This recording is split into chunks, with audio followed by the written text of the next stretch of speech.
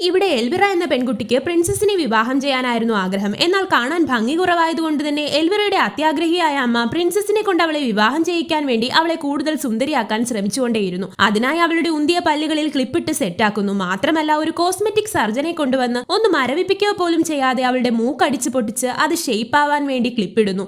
കണ്ണിൽ പീലി കുറവായതുകൊണ്ട് തന്നെ കൺപോളയിൽ ആർട്ടിഫിഷ്യൽ പീലികൾ തുന്നിച്ചേർക്കുന്നു. അങ്ങനെ ഒരു ദിവസം ഒരു ഡാൻസ് ക്ലാസ്സിൽ വെച്ച് എൽവിറയെ അവിടെയുള്ളവർ കളിയാക്കുന്നു. എൽവിറയുടെ വിഷമം കണ്ട അവിടെയുള്ള ഒരു ലേഡി അവൾക്കൊരു മുട്ട സമ്മാനമായി കൊടുക്കുന്നു.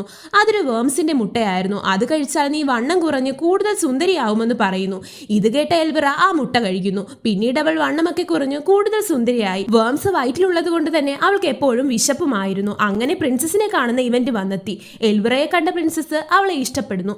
അവളോടൊപ്പം ഡാൻസ് ചെയ്യാൻ തുടങ്ങി. എന്നാൽ ഈ സമയം അപ്രതീക്ഷിതമായി എൽവിറയുടെ സ്റ്റെപ്പ് സിസ്റ്ററായ ആഗ്നസ് അവിടേക്ക് വരുന്നു. അവളെ കണ്ടതും പ്രിൻസസിന് അവളെ ഒരുപാട് ഇഷ്ടമായി അവളോടൊപ്പം ഡാൻസ് ചെയ്യാൻ തുടങ്ങി.